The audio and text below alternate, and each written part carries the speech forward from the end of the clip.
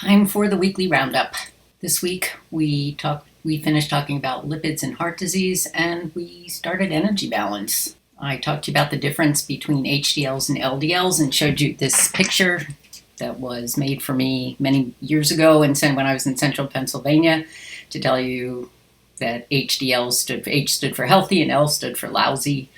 The diagram on the right reviews how heart disease develops by injuring the arterial wall, stimulating an immune response. Reviewed the different blood lipids, the ones that are high in triglycerides, the VLDL and the chylomicrons, and the ones that are higher in cholesterol, the LDLs and the HDLs. Here's another picture of those showing you that all the lipoproteins are made up of the same molecules, just in different proportions. We looked at the DASH diet, the dietary approach to stop hypertension that may help reduce blood pressure in folks with mild to moderate hypertension by increasing the intake of calcium, potassium, and magnesium and lowering sodium intake, along with aerobic exercise and maintaining a healthy body weight. I also went over trans fatty acids and why you should avoid them, that most of the trans fatty acids in the diet come from processed foods, although we can get some from animal products. This is that slide on how inflammation can result in heart attack. Hypertension is high blood pressure.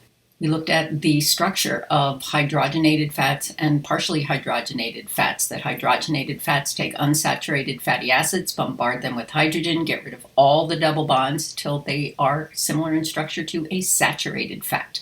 But that partially hydrogenated fats don't get rid of all the double bonds. What happens is that the hydrogens change configuration from the cis configuration, where the hydrogens are on the same side, to the trans configuration, where they're on opposite sides of the double bond. And trans fatty acids may affect heart disease risk as much as saturated or totally hydrogenated fat. This diagram is to show you that it's not the cholesterol in food that can affect cholesterol in your blood as much as the type of fat in food. And it's the saturated fat in food that can raise blood cholesterol. It doesn't mean that dietary cholesterol never raises blood cholesterol, but that saturated fat is known to be more of a risk. Then we looked at the energy balance, we looked at intake and expenditure. That intake is calories in.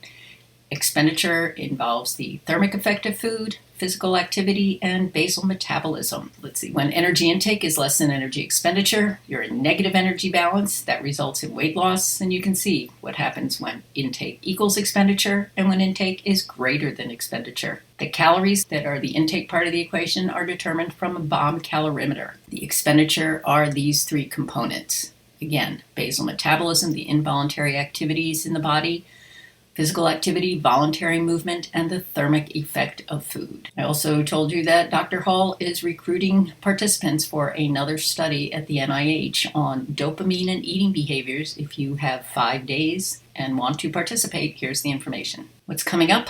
We'll complete energy balance next week and begin the principles of fitness, fundamentals of exercise and nutrition. Also, your diet projects are coming up on November 10th. By 5 p.m.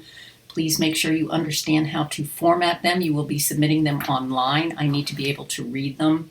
And also your journals. Thursday's lecture, because I invited you into my home, was recorded on my desktop. I forgot that I could still record to the cloud even though I was from home, because it's been so long since I've seen you from here. So I posted it as an announcement. And I'll see you next week. Stay well.